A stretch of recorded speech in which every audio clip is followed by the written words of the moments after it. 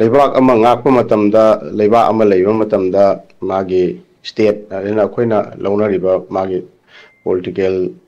theory दगी कई यंकांदा state की पोची लेरे अद स्टेट असी लेकांसिदा स्टेट सी मागी पब्लिक पीपल्स टू सिटीजन सिंग दु लेरकांदा स्टेट टू लेदौरिनी स्टेट की मथौ जिजु करिनो हाइबा मतमदा पीपल्स की वेलफेयर की दमकता मसागी स्टेट अहिदना लेरिबदुगी लेंगाक पाइरिबसिंगजे पीपल्स की वेलफेयर की दमकता मियाम की याइफनब की दमकता अदुगा मियाम की पुंसी अमदि लंथुम ngakpase ख्वाइदगी अदुगा फंडामेंटल ओइबा मागी गवर्नेंस हाइजिगी यानानबा तौदबा यादबा लेथोकपा याररोइदबा थादोकपा यादबा मथौसी मा लेबाक्तुगी लेंगाक्तुगी हाइबदी गवर्नेंस हारिबदुगी ख्वाइदगी तंगाइ फदरबा तौगदबा अहानबा मथौदांसी कोइगी मियामगी पुंसी अमदि लंथुम ngakpasini अदुगा इरोइनना अदुदगी साइगी चौखत थौरांगी करीगी अतै वेल बीइंग की मयाम से लाकदोइनी अहानबददी सिगी हारिबा पोटसिनी अदु ngarang से अटल बिहारी वाजपेयी इंडिया की ओइने येंगबा मतमदा यामना सकनाइरबा मियाम निकाय खुमनबा पार्लियामेंटेरियन अदुगा डिबेट का सी याम फजना तौबा ओरेटरी लेबा मागी यामना मोंग हादना यामना तपना कुल लोइना डिबेट तौबा ngamba साउगंदबा अदुगुंबा साउरगसु करी हाइतारे माना साउरिबदु यामना लेबाक मचा ताना अदुम थांबा हेबा अदुगुंबा इंडिया की अफाउबा पार्लियामेंटेरियन अमनी इंडिया की हौग्रिबा लेग्रिबा केनो मयाम सिगी मनुंगदा पॉलिटिशियंस मयाम सिगी मनुंगदा अदुगा लेबा वर्ल्डनसु अदुम इकाई खुमनबा अदुगुंबा लुचिंगबा अमगी मपोक नुमितुदा बीजेपी ना इंडिया दा 2014 दगी नरेंद्र मोदी ना लुचिंगबा लेंगाक्सी लाखिबा लोइनाना मथंग मथंग सुम तौरपदगी ममैथंगददी अटल बिहारी वाजपेयी की नुमित से मपोक नुमित से गुड गवर्नेंस दी है ऑब्जर्व तौबगी केनो सिलाई अदो सिदैसिदा गुड गवर्नेंस से अखोइना रिफ्लेक्ट तौबा यारिजी खनबा यारिसी कदाइ फाउबा अखोइदा गुड गवर्नेंस से लेरगे गुड गवर्नेंस से लेत्रिङैदा ख्वाइदगी मरुइदी लेंगा अमा लेरगदी गवर्नेंस तुनेबा ख्वाइदगी मथौ तारिस गवर्नेंस तु की मतुंगदुदा अफबा तंगाइ फदबा से खुदम ओइना हायरकांदा अखोइना गाड़ी सेंबा मतमदा नत्रग स्कूटर बु सेंबा अखोइना चालू ताबा अदु तौबाना लेदना अदुमाइ तौदना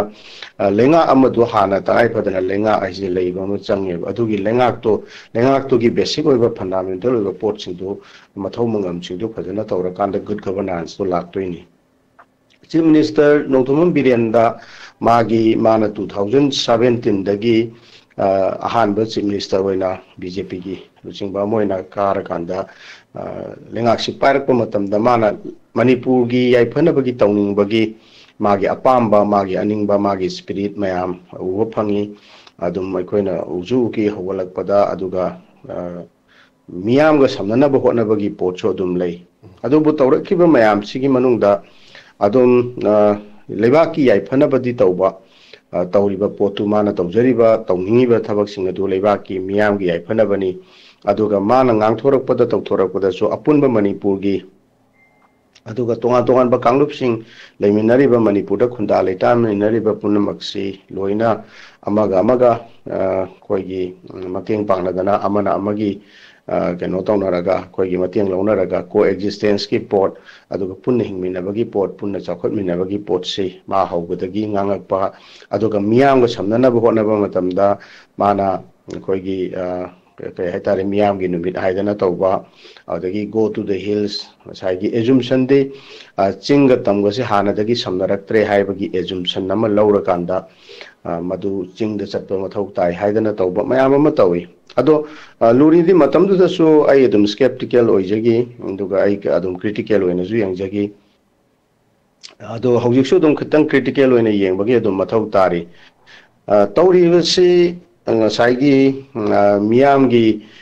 थोंजिंदा अखोइना सर्विस डिलीवर तौरुबदु अमरोमदा फबसु लई अदुबु लेबा अमा मागी लेंगा अमा लेरिबगी मागी स्ट्रक्चर सिंग इंस्टीट्यूशन सिंग ऑर्गेनाइजेशन सिंग अदु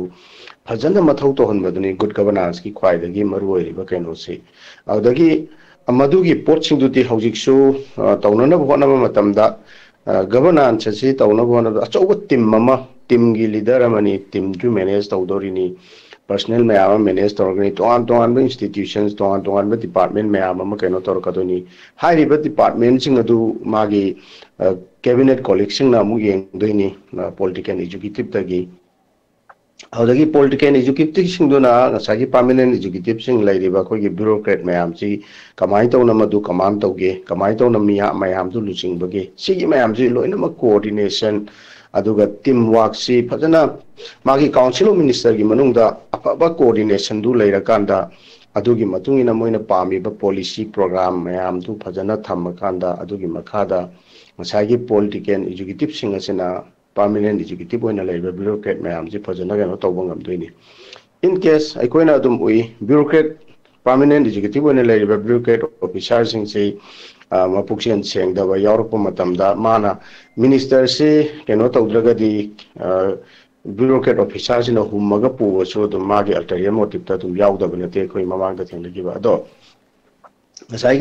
ब्यूरोक्रेट ऑफिसर प्रपोज तौर पोटू अफब मधुगी तुंग मांग नाग एट फजन खनबू काउंसिल ऑफ मिनिस्टर्स कैबिनेट कई ओवरऑल चीफ मिनिस्टर चंगे करीगुंबद तमंगब पोट नब मैम से अफब मधु मुन्न खंदहुदना नाकन येंगकान उरीब पोटुददी मधु अफबनी मधु तौरगदी माई पाकनी मधु अफब पोरकनी खनब अचौब बिग पिक्चर अखोना बिरेन की पोट बिग पिक्चर उब ngahौदबगी पोट से हे यावी ngahaki oiba akannaba thaba program amadadi yamna focus tawre na khallagasu madugi particular program tu paikhatpa matamda atai atopa madugi repercussions samadi consequences se kari lakadage lakpa taragadi aina paikhakadoriba thabak se mai paktaba yadi masi paknabagi damda masi paknaba mai paknaba paikhatpa matamda tholakadoriba atai collateral damage haigadra consequence haigadra repercussions mayam do madu kadai ba minimum da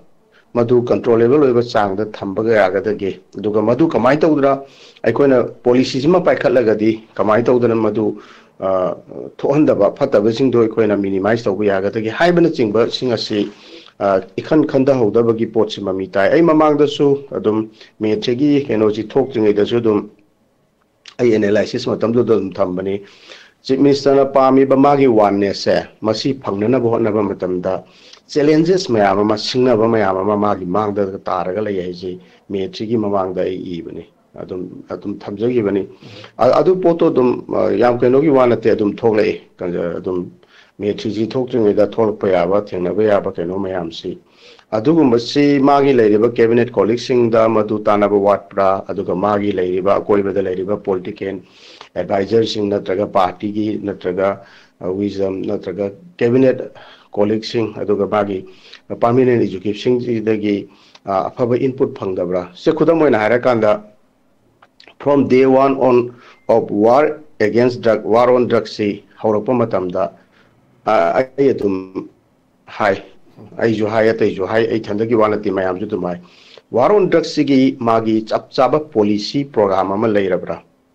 war on drugs तो चंगजल्ले अदुगा policy programme तो यावदना चंगजलक मतमदा war on drugs पाइखलक मतमदा मधुदगी थोलकदब repercussions consequences मैम दु फजना खन होरकांदा वार ऑन ड्रग्स पाइखलमगदी हाइबानी थोइब पामदब मैम थोमदब याबगी पोटो दुम लई मतमदुदसु दुम वार ऑन ड्रग्स की डिबेट कया सिदा दुम जेट की दसु अखोइना एलिट टीवी की दसु ओपन डिबेट खनबदा कईदा अदगी अतै अतै चैनल सिंग दसु खनबदा अदगी इबदा कईदा वार ऑन ड्रग्स से चंगदी चंगजलकांदा मागी चपचाबा पॉलिसी अमा यावदबगी पोटुना मधुगी लाकदब पोट से कोइना नेगिदब नते अदुमाय तौदना स्पिरिटी तौनिंगबगी अपाम्बा अनिंगबदुदी चीफ मिनिस्टर लेजेदी सिदी येननिंगाय लेते अदुबु मदो थबक ओइना थोलप मतमददी सिगी ऐन हाइबदु तौनिंगबदुने हेमनगिबगी अपाम्बदुने हेमनबिगिबगी तौरकांसिदा पोटसे फजना ममुत्ताना ममुन फाद्रिङैदा थबक से खुदमोइना कोइना युम अमा सागे हाइतारगदी युमभम अमा हाना चेना थोनबा हुजिकी मतमदा आरसीसी की तौकांदा मखादा फुटिंगी कोइगी तौरकांदा कलम युंद्रिदा कलम थादद्रिङैदा कलम जी युंद्रिदा मखादा प्लेट अमा हान थमदामने प्लेट तु थमदना कोइना कलम युंगुरगदी पुथादोइनी साइगे लेबाक तुदा ꯑꯗꯨꯒ ꯁꯣꯏꯜꯗꯨꯁꯨ ꯇꯦꯁ ꯇꯧꯍꯧꯗ꯭ꯔꯒꯗꯤ ꯌꯥꯔꯣꯏꯗꯣꯏꯅꯦ ꯑꯗꯨꯅ ꯁꯤꯒꯤ ꯂꯣꯏꯅꯃꯛ ꯁꯨꯝꯕꯁꯤꯡꯁꯦ ꯈꯔ ꯋꯥꯠꯄꯒꯤ ꯄꯣꯠꯁꯦ ꯂꯩ ꯆꯤꯐ ꯃꯤꯅꯤꯁꯇꯔꯒꯤ ꯃꯥꯅ ꯄꯥꯝꯃꯤꯕ ꯄꯣꯠꯁꯤꯗꯤ ꯌꯥꯝ ꯑꯦꯄ꯭ꯔꯤꯁꯤꯌꯦꯠ ꯇꯧꯅꯤꯡꯉꯥꯏꯅꯤ ꯃꯥꯅ ꯃꯉꯣꯟꯗ ꯂꯩꯔꯤꯕ ꯁ꯭ꯄꯤꯔꯤꯠ ꯀꯩꯀꯩ ꯃꯌꯥꯝꯁꯦ ꯑꯗꯨꯕꯨ ꯇꯁꯦꯡꯕ ꯒꯨꯗ ꯒꯕꯔꯅꯥꯟꯁꯀꯤ ꯄꯣꯠꯁꯦ ꯃꯥꯅ ꯄꯥꯝꯃꯤꯁꯦ ꯗꯦꯂꯤꯚꯔ ꯇꯧꯒꯦ ꯍꯥꯏꯇꯥꯔꯒꯗꯤ ꯕꯤग ꯄꯤꯛꯆꯔꯁꯦ ꯐꯖꯅ ꯍꯥꯟꯅ ꯎꯕ ꯑꯗꯨꯒ ꯍꯣꯂꯤꯁꯇꯤꯛ ꯑꯣꯏꯕ ꯄꯤꯛꯆꯔꯁꯤ ꯌꯦꯡꯉꯀꯥꯟꯗ ꯄ꯭ꯔꯣꯒ꯭ꯔꯥꯝ ꯑꯃ ꯁꯦꯝꯕ ꯃꯇꯝꯗ ꯄꯣꯂꯤꯁꯤ ꯑꯃ ꯌꯥꯠꯄ ꯃꯇꯝꯗ ꯃꯗꯨ ꯍꯣꯂꯤꯁꯇꯤꯀꯦꯂꯤ ꯌꯦꯡꯉꯀꯥꯟꯗ ꯃꯗꯨ ꯆꯪꯁꯤꯜꯂꯒꯗꯤ ꯄꯥꯝꯃꯤꯕ ꯒꯨꯗ ꯒꯕꯔꯅꯥꯟꯁꯇꯣ ꯐꯖꯅ ꯗꯦꯂꯤꯚꯔ ꯇꯧꯕ ꯉꯝꯒꯅꯤ ꯍꯥꯏꯗꯅ ꯑꯩ ꯑꯗꯨꯃꯥꯏꯅ ꯊꯝꯖꯒꯦ ꯍꯧꯖꯤꯛꯀꯤ ꯃꯅꯤꯄꯨꯔꯒꯤ ꯁꯤꯆꯨꯋꯦꯁꯟꯃꯛꯁꯤ ꯂꯥꯛꯇ꯭ꯔꯤꯉꯩꯗ ꯄꯣꯂꯤꯇꯤꯀꯦꯜ ꯄꯥꯔꯇꯤꯁꯤꯡꯒꯤ ꯅꯠꯇ꯭ꯔꯒ ꯒꯚꯔꯟꯃꯦꯟꯠꯀꯤ ꯑꯣꯜꯋꯦꯖ ꯑꯌꯥꯝꯕ ꯃꯇꯝꯗ ꯃꯇꯝ ꯄꯨꯝꯅꯃꯛꯇ BJPꯅ ꯂꯩꯉꯥꯛꯁꯤ ꯄꯥꯏꯔꯛꯑꯦ ꯈꯨꯗꯝ ꯑꯣꯏꯅ ꯏꯟꯗꯤꯌꯥꯒꯤ ꯑꯣꯏꯅ 2014ꯗꯒꯤ ꯅꯔꯦꯟꯗ꯭ꯔ ꯃꯣꯗꯤꯅ ꯂꯨꯆꯤꯡꯕ ꯂꯩꯉꯥꯛꯁꯤ ꯄꯥꯏꯔꯒ ꯂꯥꯛꯑꯦ ꯑꯗꯣ ꯑꯌꯥꯝꯕ ꯃꯇꯝꯗ ꯃꯇꯝ ꯄꯨꯝꯅꯃꯛꯇ इलेक्शनगी मोडता इलेक्शन कैंपेनगी मोडता अदुम लैबसे सीदी ngसाइगे हाइरिबा गुड गवर्नेंस टू डिलीवर तौगदोरिबा लेंगा अमगी अफबली चत्ती नतेब ngसाइगे इलेक्शन मोडता अदुम ऑलवेज एनिमी अमा लैगनी अदुना हाना पाइरमिबा रूलिंग पार्टी सी हाना पाइरमबा पार्टी सिंग को खुदम ओइना से अदुम ऑब्वियस ओइना कांग्रेस न कुइना पाइरकपनिना कांग्रेस से अदुम एनिमी ओइना पुथोकांदा मियामदा ऑलवेज कांग्रेस की असोइबा मयामदु थम्मकांदा ngसाइगे अदुम मतम पुनमक्ते एनी केनो तौबा मतमदा एनी खुदोंग चाबा फंगबदा प्रोग्राम अमा तौबा मतमदा अदुदुम सुम ngangaga इलेक्शन की मोता दुम सुम वा ngangaga लेरगदी केनो तौररोएबा गुड गवर्नेंस टू कदाइदा डिलीवर तौरकदोइनो हाइबगी क्वेश्चन जे थोलेएबा से खुदम ओइना हाइरकांदा सना हारिबा पार्लियामेंट की इलेक्शन पार्लियामेंट्री इलेक्शन दा MP एनी थागा करे कदाइदा वा ngangiगे अदो वा ngangnनबगी खुदोंग चाबदुदि पार्लियामेंट ता से खुदम ओइना मणिपुर की इशू जी अतै अतै केनो दुना तने इंडिया की ओइना मपुंग ओइना केनो की इशू दु लेग्रे साइगी ओपोजिशन पुखलिजी ख्वाइदगी मरु ओइबदा मणिपुर की इशू जी यावरिनेबा पार्लियामेंट खनजेन हाइजे अदो पार्लियामेंट मणिपुर की इशू जी खनजे जी लेंगाक पाइरिबा कांगबुसिना रूलिंग दुना मागी मदु एजेंडा दु सेट तौरक्तरा मतमदुदि कदाइदनो nganगुदौरिदो ngसाइगी केनो सिंगदुसु होय nganगबा याबा तंजा क्वेश्चन अवार्ड कैदा अदगी केनो तौबदा अदग कॉन्स्टिट्यूशन की खनरपदा अल्फ्रेड कांगम खरा nganगरे अल्फ्रेड अथना अदगी इनर्गी MP केनो ददि मदुगी खुदोंग चाबदो फंगिद्रे अदुमाय तौदना पोच इशूजी अदो nganगबा खनबा हाइजिदा मदुना पार्लियामेंट की वा ओइग्रे मणिपुर की ओइना खनबा मतमदा गुड गवर्नेंस से फजना डिलीवर तौनबा होनबा मतमदा गवर्नमेंट अमा पाइरिबा दुगी वा खनबा हाइजे असेंबली से खन असेंबली मिफमदि कदाइदा चटखगेबा क्वेश्चन याम लाकनेबा द वा nganगबा मतमदा अदुने आइना ngसाइ हाइजरिजि चीफ मिनिस्टर की मागी तौनिंगबा मयामम लೈ अदुबु ngang थोइबा वादो अखोगी इथक अखोगी अत्यादा तिन सिकलगा इथकता अमुक ताइ हाइदना मधुगी पोट से लेगदा पोट से खरा खंधदबगी पोट खौजेंगदगी ngसाइगी निंगकपदा इम्पल्सिव ओइना ngahaki ngangथोखिबगी पोट से हे ममी ताइबा अदुना लुचिंगबा म ओइबा तारगदी आइना ngangadoriba वासे ngसाइगी मधु करी थोलकदगी जे खंधबा म चंगेबा आइना ngasi ngangiba वाहिजिना आइंगोंदा सोलकदरा कनादा सोकलकदगी सिगी तीन योथरगा खंधरगा ngangbसी याम मरु ओइना आई थमजगे अदुना हौजिकी मणिपुरी असेंबली फमद्रिबा माइ फमफम थोपा होय साइगी मदु कांग्रेस ना कॉन्स्टिट्यूशन की थुगाइरे हाय अदै रूलिंग की लॉ मिनिस्टर थराउजम बसंत कुमार ना मदु कॉन्स्टिट्यूशन की वांगबदा नति हाय कॉन्स्टिट्यूशन थुगाइदबा कॉन्स्टिट्यूशन वांगबा ओइदबा मयामदु मदु अदुम अपंगा सिंग लोइना खंगनबा वानी अदुदा डिफेंड तौनदना लेबनते व्हाई नॉट मणिपुर की असेंबली में फमद्रिसे करिगिनो सी क्वेश्चन नत्रबा ममांगदा फमगिबदा वन डे फमबा अदगी मिनिट 13 की असेंबली की experience in the long history of India की डेमोक्रेटिक हिस्ट्री दा इंडिया की पार्लियामेंट्री हिस्ट्री दा मणिपुर की असेंबली दा 11 मिनट की सेशन न लोइबा गाइसी सी अफबा केनो नतेबा सी मयाम सी करिगिनो लोइन थोलकनी अदुना वासी ngangbada pangangda ngangdabsu phai aduga leibak se lenga ama pairagadi matam punamakta election ki motta election ki campaign ki motta leiragadi madusu keno toroi aduga amoromda mu hawgibagi asoiba hawgibagi eno tawdaba mayam se से कुरम ओइना दुम हारकांदा RSS की करीगी यामना तौरिबा होजि BJP की याम तौरिबा चाणक्य की मागी अर्थशास्त्र की चाणक्य की theory में आम प्रिंसिपल सिंची अप्लाई तौरगा कनो तौरइनी RSS की अमदी BJP की तौरिसि अदो चाणक्य की पोतती कई है हौगिबगी पोतु नुंगांगोरनो हौजी पोतुदा मधु माई पाकनबा केनो तौ हाइबनेबा चाणक्य की पोतसे अतोपा अमरोमदा मु मागी प्रिंसिपल अमदा मु हारिस अदो बेतादे हौजी थेंगनरिदि कइनो मांगदा अखोइदा तारिदि ngसागी मे थ्रीदगी तौरइबा सिदगी कुकी की खुलाई पाइबा सिंगना आई कुकी ना उता सिजनदे कुकी मिलिटेंट सिंगना हाइबनी थोइबा पोतसे कुकी गा मैतै गा नते कुकी मिलिटेंट सिंगना कुकी खुलाई पाइबा कांगबुना मैतै सिंगी मथक त चथबा लानेबा कुकी पुनमक चथबा लान नतेबा सी जो कोई अंडरस्टैंड तौमिनबा चंगेबा अदुना सिगी कुकी खुलाई पाइबा सिंगसिना मैतै गी मथक त चथरेबा लान से मसी लेफनबदुनेबा ख्वाइदगी हौजि उचिकी मथौ ताबदी अदो खुलाई काप खोट खरा हल्ले हायदना मधुना शांति पुरपदी नतेबा मधुदी अदो पुरा अदना हारगदी ngसाइ जितना थंबिरी दुनी ngarang makse amoromda Kuki militant सिंग सिदि कनानो मखोइजे क्रिश्चियन लाइनिंग बु थाजजबा जिसे ख्रिस्त की पाउजेल जिसु ख्रिस्त की मागी प्रिंसिपल फिलोसॉफी मैम दुबु पामजबा क्रिश्चियन गातने अदुगुंबा Christian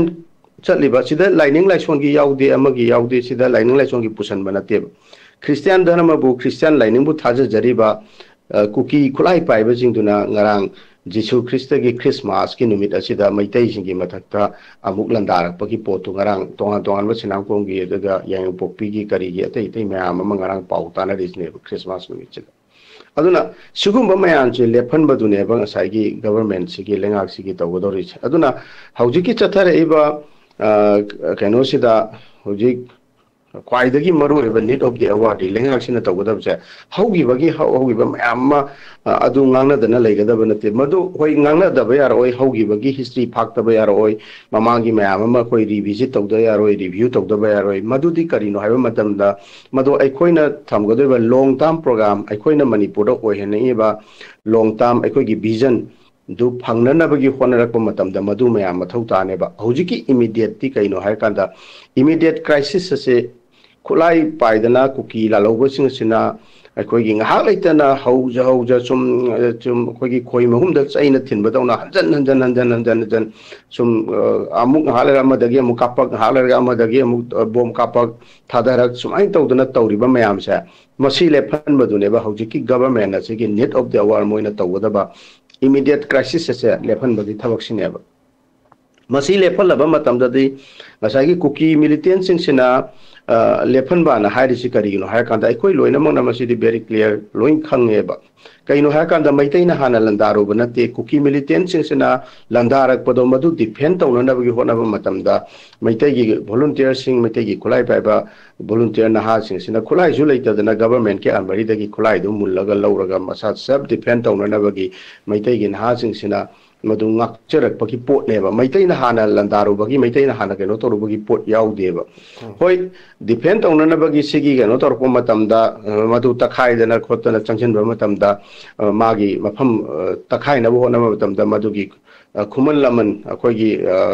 khut thana bagi changjinba madude dum tholpa tabane ba adubu ahanbada maitaina hogde haba simadi very clear neba sigi pot se hanjan na india gi luchingba singda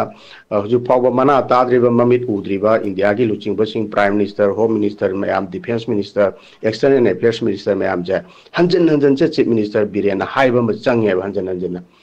ado haina nabagi unabagi khudong chabado phangdragadi aphangbo upay ama sijinara kanda mamit ta khudong bina thilla kanda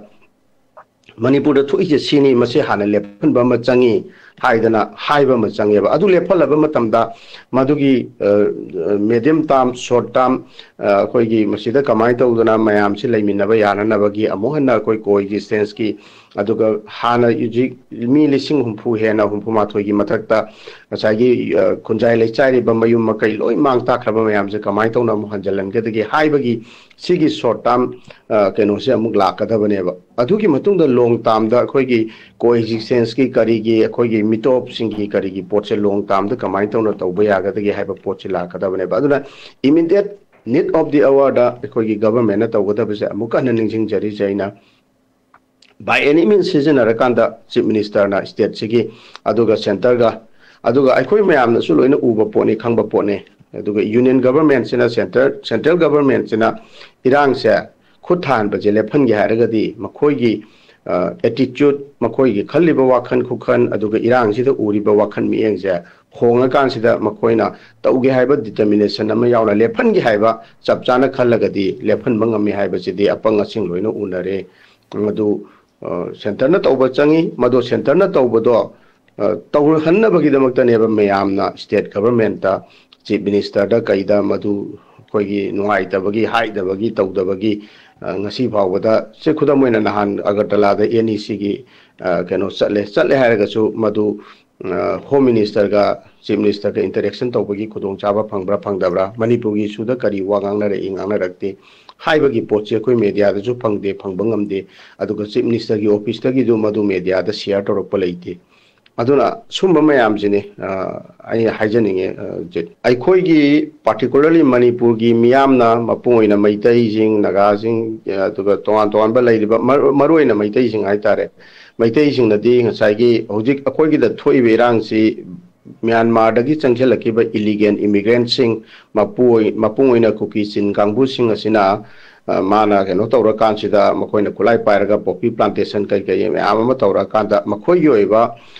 exclusively makoi ngaktagi lamma manipur sidagi kotho kan da sem nanabagi separate administration gi kai gi tawra iba mayam se si illegal immigrant mayam si changak panani aduna masi ngamkhai si phajana khoi sambal kharaga masigi moi free movement tawriba port ase thingagadi madu aikoi handarakani solution oirakani haibasi maitai ayambagi madu thajabani haitare maitai luchingba singi aduga maitai ayambagi aduga keno singi aduga naga singi matangdadi naga sing oina khoi nagane haina khangnariba mayam si karigino hairakanda makoina yaningdaba lai maramdi tangkhul mayam ama akoi gi somrate ki karige sida nahawai sigi border gi british ki matamda kaida sigi boundary si yatpa matamda akoi gi khul manipur gi hana oiramba saigi british ki india da pundungi matamda mamang da manipur gi oina leramba khun mayam ama mi settlement mayam ama somwang mada leigibagi kari gi pot si leibinina tangkhun khakta nate moyon mansangi lamkangi kari gi mayam ama su yaurini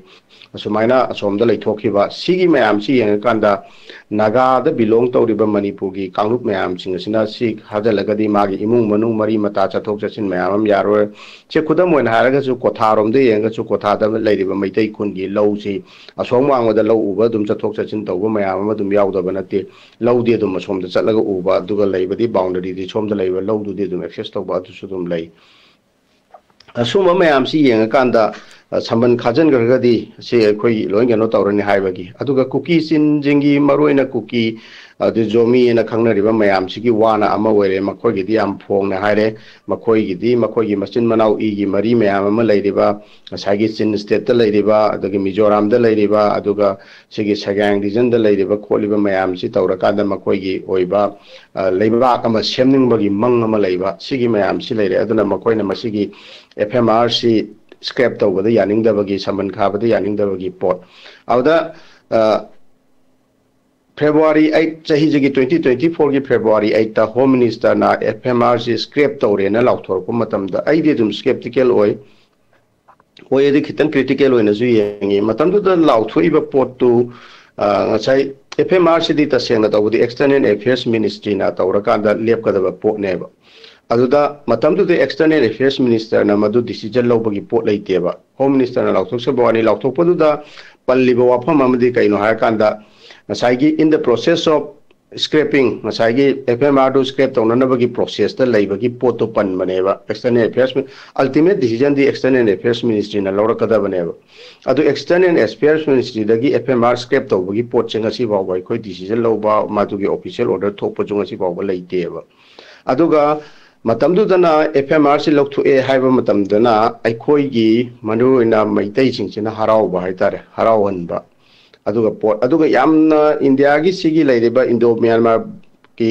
aduga international relations ki political magi geopolitics ki kai nariba aduga hanaju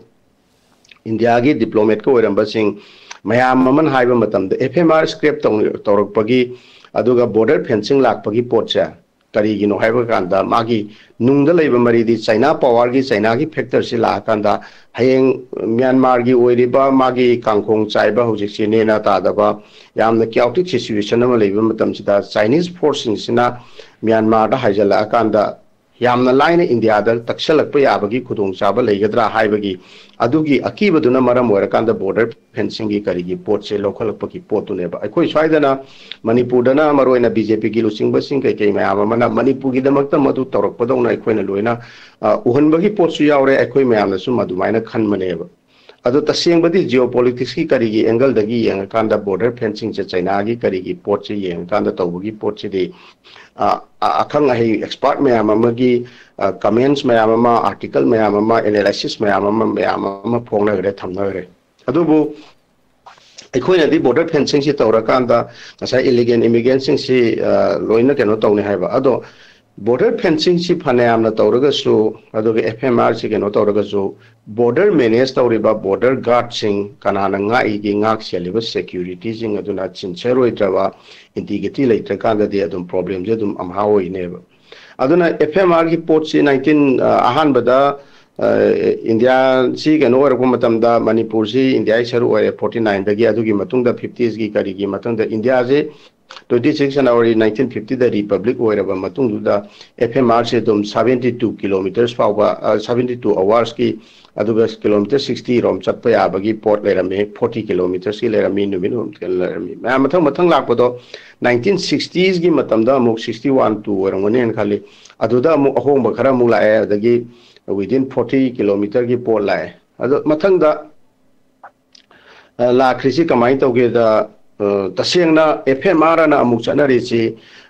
BJP ना लेगा pier अकांसिदा माना cross border management की port अमा अखोइगी अदुगा Myanmar authorities का हाइतारे Myanmar की लुसिंगबसिंग India का 2018 की जनवरी की 3 ओरंगनी अदुदैसिदा खनर कांदा हुजिकी हानगी कैनोसी तसेंगना सिगी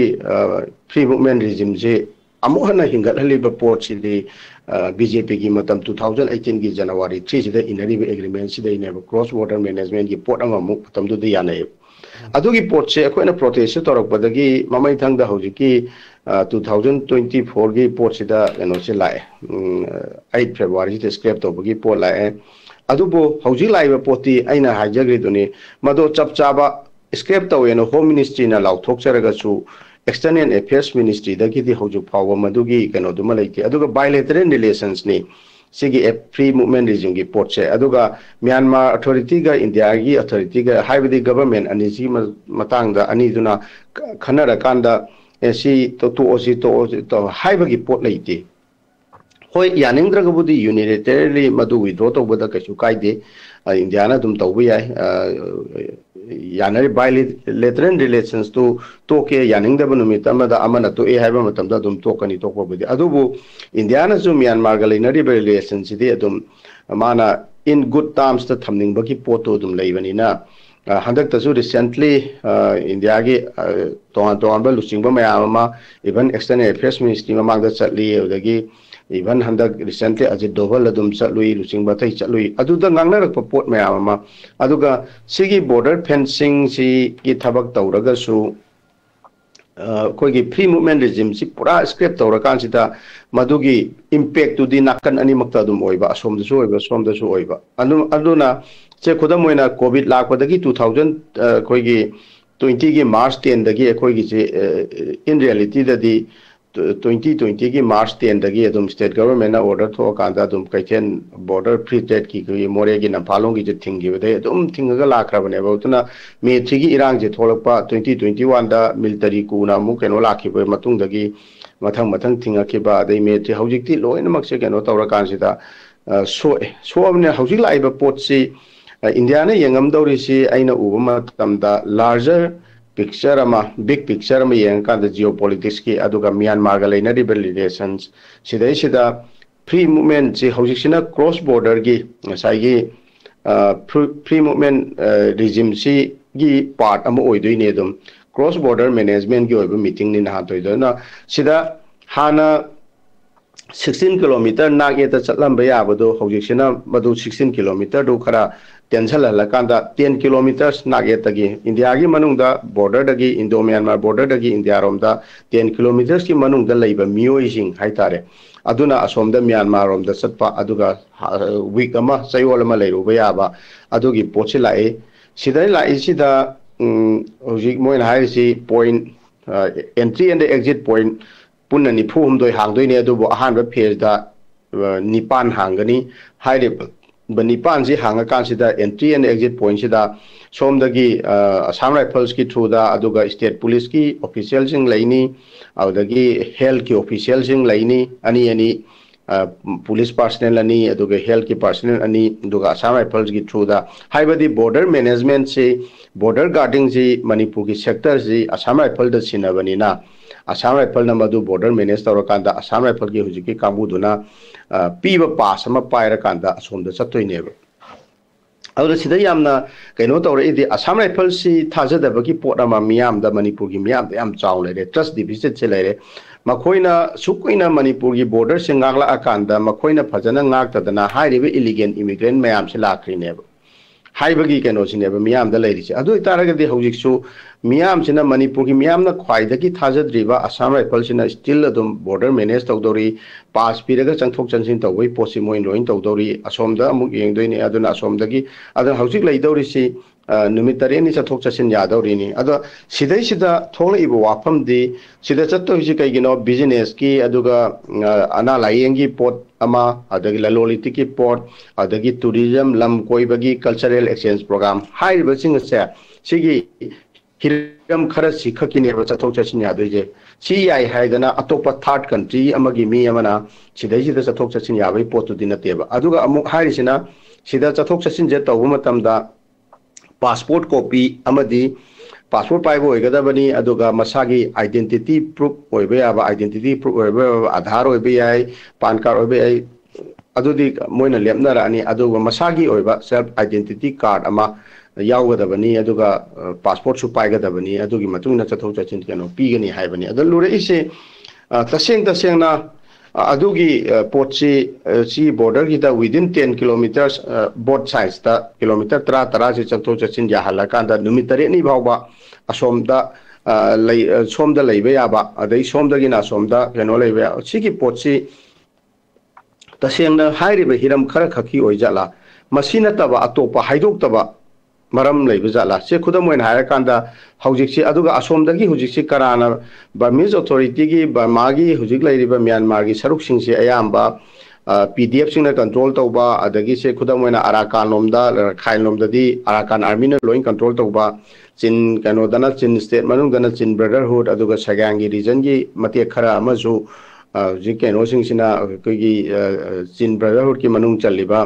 कांबुने अदगी अतोपा पीडीएफ की करी की फोर्स मैम से कंट्रोल तौबा सिगी मैम से लेरकांदा अदुगा अतोपा मदा मु नेशनल यूनिटी गवर्नमेंट ना नसागी मिलिटरी गवर्नमेंट सिगी मायोक्ता लेरिबा मियाम की अयाम बलुचिंग बसिंग केनो तौरिबा एनयूजी की कांबुम लेरे अदुगा सिदैसिदा पिरक होय अल्टीमेटली हौजी की ओइनादी गवर्नमेंट की असोमदगी लाकदोरिबा मीसिंग अदुगी परमिशन मोइना पाइरकदोरिदुदी म्यांमार अथॉरिटी ना असोंगी बॉर्डर की पुलिस मोगी कईनोसिंगसिना परमिट पास पीरकदोइने असोंगिसे अदुना स्वाइदैसिदा पीरकदोरिबा पासिंगसि यामना कुपना मॉनिटर तौबा स्क्रीनिंग तौबा